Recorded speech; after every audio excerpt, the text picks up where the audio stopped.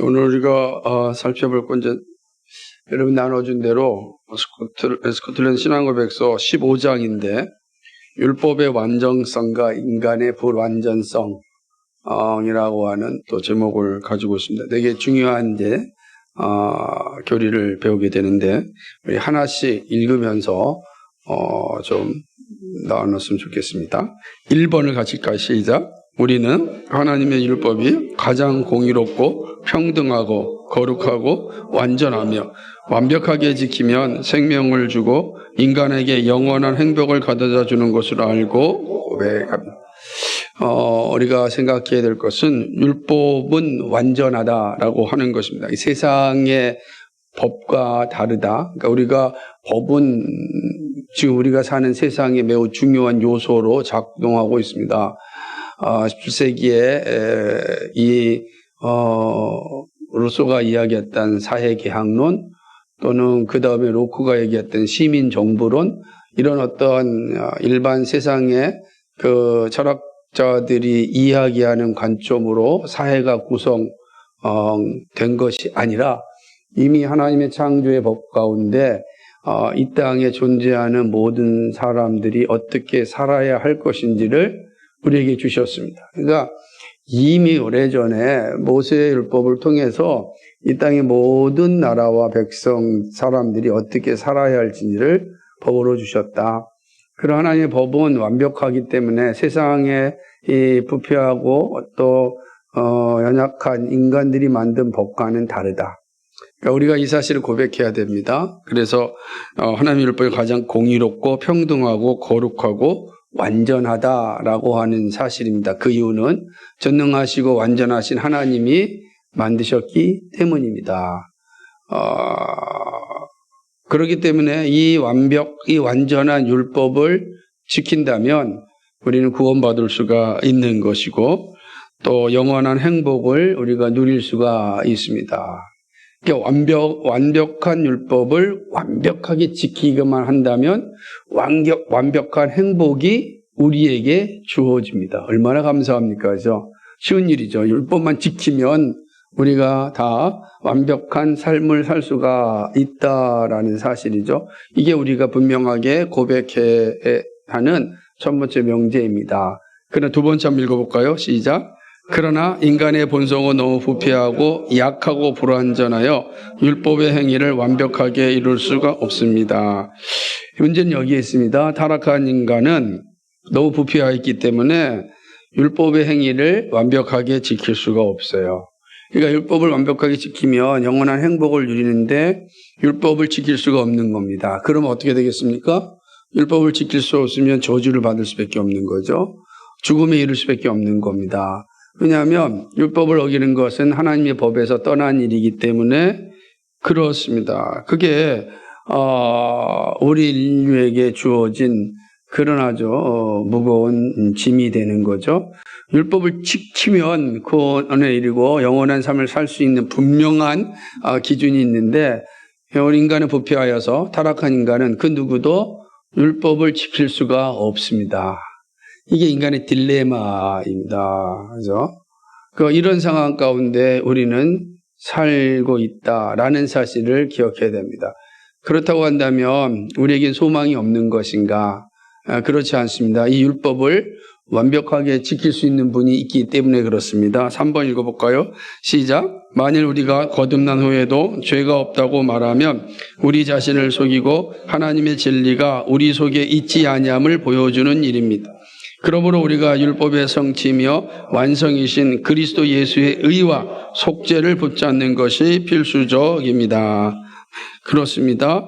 타락한 인류는 율법을 완전히 지킬 수 없는데 오직 율법을 지킬 수 있는 분은 예수 그리스도 뿐입니다. 그러니까 이 예수 그리스도만이 완벽한 율법을 지킬 수가 있습니다. 그러니까 이 율법에 말하는 영원한 행복은 누구만 누릴 수 있는 겁니까? 예수 그리스도만 누릴 수 있는 거죠. 예수 그리스도만이 하나님이 정하신 그 영원한 행복, 영원한 삶을 누릴 수가 있다라고 하는 사실입니다. 예수 그리스도만이 바로 율법의 성취자이기 때문에 그런 것입니다. 그런데 여기서 우리가 기억해야 될 것은, 근데 우리가 거듭나지 않았습니까? 거듭났다고 한다면 이제 우리는 이 율법을 다 지킬 수 있는 것 아닙니까? 이렇게 질문할 수 있을 것입니다. 그런데 그러지 않다는 거죠. 물론 거듭났기 때문에 우리는 거듭나기 전과의 어떤 삶에서 벗어나서 새로운 피조물로서의 우리를 삶을 살아갑니다. 그러나 여전히 우리는 피조물이고 죄인일 뿐입니다. 그러니까 그래서 우리는 날마다 회개의 자리에 서야 되는 것 아니겠습니까? 그러니까 우리가 거듭났다 할지라도 우리는 여전히 죄인으로 하나님의 밴드를 회개하며 살아야 되는 것입니다. 그러니까 나는 예수 믿고 구원받았으니 더 이상 죄에 대한 회개를 할 필요가 없다라고 하는 것은 합당하지가 않다라고 하는 거죠. 왜 그러냐면 거듭났다고 해서 우리가 율법을 다 지킬 수 있는 그러한 능력자가 아니다라고 하는 사실입니다. 오직 율법을 지킬 수 있는 분은 예수 그리스도 뿐입니다. 그러므로 우리가 구원에 이를 수 있는 것은 율법을 완벽하게 지키신 예수 그리스도를 붙잡고 그 그리스도께서 우리에게 부어주시는 의의 속죄를 받아야만 우리가 구원에 이를 수 있는 거죠. 우리의 힘으로는 이 율법을 완성할 수가 없어요. 거듭났다고 해도 율법을 완전히 지킬 수가 없어요. 율법을 완전히 지킬 수 있는 예수 그리스도고, 우리가 구원에 이르는 것은 그 예수 그리스도에게 접붙여서 예수 그리스도가 성취하신 그 율법의 완성 가운데 우리가 거하는 겁니다. 그러니까 우리가 하는 것이 아니라 그리스도께서 하시는 것이다라고 하는 것입니다. 거듭나도 우리가 율법을 온전히 지킬 수 없기에 우리는 율법의 요구대로 저주의 자리에 있어야 되고 또 죽어야 되는 것이죠. 우리가 이 죽음의 저주에서 풀어나서 자유로운 삶을 살 수 있는 길은 오직 율법을 다 지키신 예수 그리스도를 믿는 믿음 외에는 없다라고 하는 것입니다. 그 사실이 중요한 것입니다. 4번 한번 읽어볼까요? 시작. 뿐만 아니라 우리가 모든 일에 율법을 지키지 아니할지라도 그로 말미암아 하나님의 저주가 우리에게 떨어지지 않게 되어 자유를 얻을 수 있게 되었습니다. 그렇습니다. 우리가 모든 일에 율법을 지키지 아니할지라도 지킬 수가 없잖아요. 그러니까 지키지 아니한다는 것은 지킬 수가 없다는 뜻이에요. 우리가 율법을 지킬 수가 없어요. 그러므로 율법을 지킬 수 없으면 우리에게는 약속된 대로 법에 규정한 대로 저주가 선언되어야 됩니다. 그런데 우리에게 직접적으로 저주가 선언되지 않았다. 즉각적 저주 선언은 무엇을 의미하냐면 죽음을 의미하는 거예요. 그런데 우리 누구도 율법을 지키지 않았을 때는 즉시로 죽음에 이르니까 그러지 않아요. 즉시로 죽음에 이르지 않아요. 그럼 반드시 죽음에 이르지만 즉시로 죽음에 이르지 않는 것은 그리스도께서 이 죽음 가운데서 우리를 자유롭게 하여 주셨기 때문입니다. 하나님의 저주가 우리에게 떨어지지 않도록 그리스도께서 이 모든 저주를 담당하셨기 때문에 우리는 그리스도의 그 은혜로 말미암아 자유로운 삶을 살게 되었다라고 하는 거죠. 그리스도의 온전한 순종으로 우리가 이 놀라운 은혜를 누리게 되었다라고 하는 것입니다. 그래서 이 분명한 고백을 5번에서 고백하는데 읽어볼까요? 시작. 성부 하나님께서 그의 아들 예수 그리스도의 몸 안에서 우리를 붙잡아 주셨습니다. 하나님은 우리의 불완전한 순종을 마치 온전한 순종으로 받아 주셨습니다. 그리고 많은 허물과 더불어진 우리의 행위를 그의 아들의 의로 덮으셨습니다.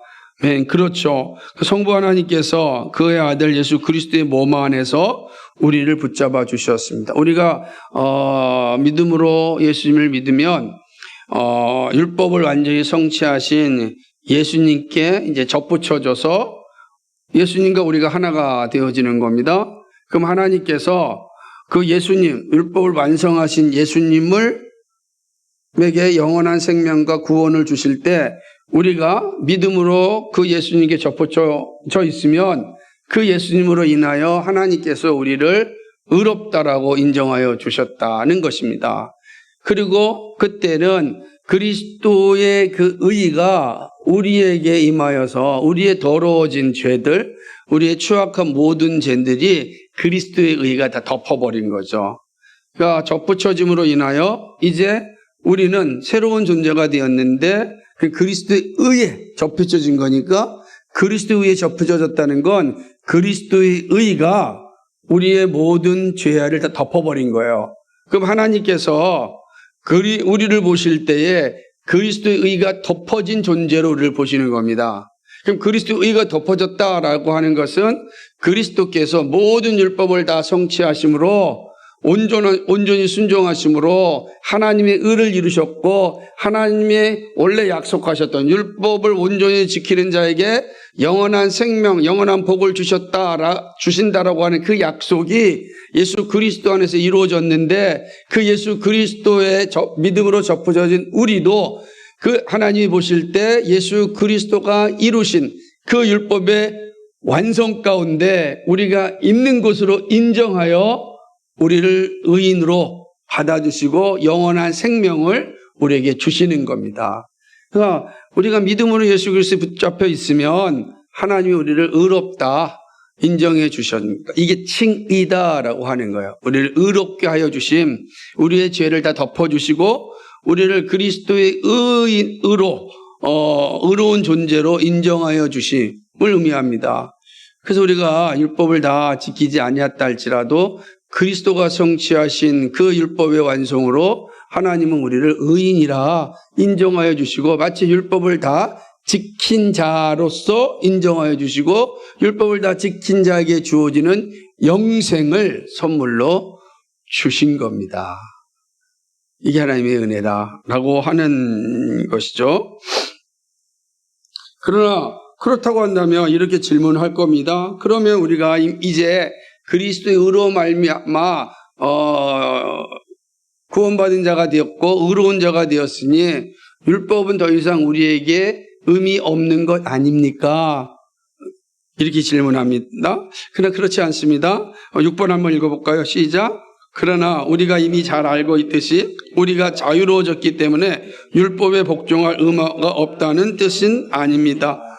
절대 아닙니다. 왜 그러냐면 이제 우리에게 주어진 율법은 구원의 도구로서 1번에 처음에 있는 것처럼 율법을 다 지키면 우리에게 생명을 주신다. 율법을 다 지키면 우리에게 영원한 행복을 주신다. 율법을 다 지키면 우리에게 구원을 주신다. 라고 하는 그 율법의 의미는 우리가 다 감당할 수 없어요. 그것은 오직 예수 그리스도께서 다 이루시는 겁니다. 그렇다고 한다면 그 율법은 우리에게 아무 의미가 없는 것인가? 그렇지 않습니다. 이제 그 율법은 구원받은 백성인 우리에게 있어서 어떻게 살아야 할지를 알려주는 길로서 삶의 규범으로서 우리에게 주어져 있습니다. 그런 구원받은 백성, 의로운 백성, 그리스도의 의가 덧입혀진 그런 사람들은 적극적으로 그리스도의 법을 순종하며 살아갑니다. 그때 그 법은 구원의 도구가 아니라 구원의 방편이 아니라 삶의 규범으로서 주어지는 겁니다. 그러니까 우리가 열심히 다 율법을 지켜야 되는, 순종해야 되는 이유가 바로 여기에 있습니다. 그러니까 이거를 모르니까 값싼 복음이다 이러한 비판을 듣는 거예요. 예수 믿는 사람들은 다 값싼 복음, 그래서 교회가 다 한국 교회를 다 망치고 있다. 한 번 믿으면 영원히 구원받는다라고 하는 이 신앙 때문에 한국 교회가 다 망가졌다. 그렇게 생각하는 겁니다. 성경 그렇게 가르친 적이 없어요. 여러분, 율법은 우리가 주님 오신 그날까지 계속해서 지켜야 됩니다. 순종하고 따라야 되는 겁니다. 왜요? 구원받았기 때문에. 구원받은 자가 어떻게 살아야 되는가? 율법의 가치대로 살아라 라고 하는 거예요. 그래서 삶의 규범으로서 오늘날 율법은 우리에게 주어졌고 내가 앞으로 어떻게 살아야 될 것인지 고민할 때 율법을 보는 겁니다. 내가 이렇게 살아야지. 그죠? 오늘 내가 하나님의 일을 망령 때 일하지 말아야지. 다음 주에 된 것처럼 안식일을 거룩하게 지켜야지. 부모를 공경해야지. 라고 하는 것이 처음 주어질 때는 구원의 방편으로 지키는 자에게 다 구원에 이른다라고 하는 조건으로 주어졌지만 그나마 인간은 불가능해. 원래 주신 목적도 그것이 아니었지만 원래부터 삶의 규범으로 주어졌지만 그러나 이 율법을 완전히 지킬 수 있는 자가 없기 때문에 우리는 예수 그리스도 안에서 성취된 그 율법을 받은 자로서 우리는 이제 율법을 삶의 규범으로 삼고 살아가는 것입니다. 그것이 7번인데 같이 읽어볼까요? 시작. 우리는 율법이 요구하는 것들에 순종하는 행위에 대하여 과거와 현재와 미래의 율법에 복종하는 그리스도 예수 외에는 이 땅의 어느 누구도 그 율법을 다 행할 수 없다고 단언합니다. 우리가 모든 일을 행하였을 때는 겸손하게 엎드려 무익한 종임을 거짓없이 고백해야 합니다. 과거와 현재와 미래에 율법에 복종할 수 있는 사람은 오직 예수 그리스도밖에 없어요. 그렇죠? 우리는 율법에 복종할 수가 없다고요. 우리가 어떤 일을 해도 하나님의 의에 미치지 못하는 겁니다. 그래서 혹시라도 우리가 선한 일을 했다 할지라도 그것은 다 누구의 은혜예요? 그리스도의 은혜라. 그리스도의 은혜가 우리에게 임하여서 우리가 그 일을 감당할 수 있게 한 것입니다. 그러니까 우리는 모든 일을 어떤 일을 그리스도를 위하여 하나님의 나라와 의를 위하여 했다 할지라도 그것은 나의 의가 아니라는 거예요. 자랑할 게 아니라는 거예요. 자랑은 우상숭배다. 18번에 읽어볼까 시작. 그러므로 누구든지 자기 자신이 한 일의 공로를 자랑하거나 넘치는 공적을 신뢰하는 사람은 헛된 것을 자랑하고 저주받을 우상숭배를 신뢰하는 것과 같습니다. 우상숭배와 같다. 자, 행위를 자랑하는 건 뭐와 같다고요? 우상숭배다. 왜 그렇습니까? 우리는 행위를 자랑할 능력이 없는 존재입니다. 그렇잖아요. 우리는 부패하여서 하나님의 율법을 지킬 수가 없는 존재예요. 그런데 그리스도의 의가 우리로 하여금 의로운 자로 만들어주셨고 의로운 삶을 살 수 있는 힘을 주신 겁니다. 그래서 의롭게 되어져서 이제는 내가 이 율법은 삶의 규범으로서 지켜야 한다 라고 하는 은혜가 우리에게 임한 겁니다. 그래서 우리는 그 은혜로 말미암아 선한 일을 어떤 일을 할 수가 있는 겁니다. 그러므로 그 일을 할 수 있는 것은 전적으로 하나님의 은혜입니다. 그리스도의 사랑과 그 은혜가 우리로 하여금 주를 위하여 일을 할 수 있게 한 것입니다. 선행을 할 수도 있고 또는 우리가 행하는 어떤 행위든지 그죠? 봉사를 할 수도 있는 것이고 성김의 삶을 살아갈 수 있는 것이고 선교의 삶을 살 수 있는 이 모든 것들이 가능할 수 있는 것은 바로 그리스도의 의가 우리에게 임하였기 때문입니다. 그래서 그리스도의 의가 우리를 거듭난 자의 삶으로 살아갈 수 있게 하는 것입니다. 이제부터는 누구보다도 더 적극적으로 율법을 지키려고 노력하는 것이죠. 그게 바로 율법이 가진 완전성이고 인간이 가진 불완전성입니다. 그러니까 우리는 이제는 우리에게 주신 모든 율법은 구원에 이르는 도구가 아니죠. 율법을 지키면 분명히 우리는 영원한 생명을 얻지만 우리는 타락하여 부패하여 있기 때문에 율법을 지킬 수가 없습니다. 율법을 지킬 수 없다면 우리는 영원한 멸망에 떨어져야 되는데 멸망에 떨어지지 않고 우리가 자유로운 삶을 살 수 있는 것은 예수 그리스도께서 그 율법을 다 지키셨기 때문입니다. 그리고 우리가 율법을 다 지키신 예수 그리스도를 믿으면 그분에게 접붙임되어 그의 의가 우리에게 전가되어서 우리로 하여금 의인이라 인정하여 주시는 겁니다. 그러므로 마치 우리가 그리스도가 완성하신 그 율법의 완성에 우리도 완성한 것처럼 동참하는 겁니다. 그러나 우리는 여전히 육신을 입고 있기 때문에 주님 나라가 완성되는 그날까지 우리에게 주어진 사명이 있는데 그것은 뭐냐면 그 율법을 삶의 규범으로 삼고 열심히 지키는 일입니다. 그리고 어떤 일을 해도 어떤 상황 가운데서 우리가 할 고백은 무익합니다. 주님께서 저를 의롭게 만들어 주셨기 때문에 제가 선한 일을 할 수 있게 되었습니다. 감사합니다. 겸손하게 무릎 꿇는 거죠. 그러나 이거 내가 했다. 내가 시간을 내었고, 내가 돈을 내었고, 내가 아이디어도 내었고, 내가 이걸 한 거다. 라고 하는 순간 그는 뭐가 된다? 우상숭배자와 같다. 왜냐하면 자기가 할 수 있는 힘이 없어요, 우리에게. 하나님이 주신 것, 주님이 주셨는데 내가 했다라는 것은 주님을 무시하는 것이고, 주님을 무시하는 건 곧 내가 우상숭배를 하는 것이기 때문에 그렇습니다. 그래서 우리는 신앙생활함에 있어서 정말로 참된 신앙과 우상숭배의 이 사이를 늘 걷고 있는 거예요. 걷고 있는 거예요. 그래서 제가 신학교에 20대 처음 20살 때죠. 신학교 딱 들어갔는데 첫 번째 설교가 뭐냐면 그리스도인은 살얼음판을 걷는 사람이다. 그래서 하나죠. 하나님의 은혜와 나의 행위 가는 것. 조금만 나의 의의가 드러나면 바로 물에 빠지는 겁니다. 왜냐하면 우상숭배의 죄를 범하니까. 그러나 이 세상은 늘 우리로 하여금 나의 의를 드러내기를 막 촉구하는 거죠. 자랑하게 하는 것이고. 다 우상숭배예요. 다 자기 자랑 우상숭배입니다. 하나님의 은혜라는 고백은 정말 중요한 겁니다. 오늘 아까 찬양 불렀던 89장 오직 예수. 우리에게 주신 이름은 오직 예수. 그 예수. 그것이 우리가 고백할 때 우리가 의로운 자로서의 삶을 살아가는 겁니다. 이것이 오늘 15장의 내용입니다. 이상입니다.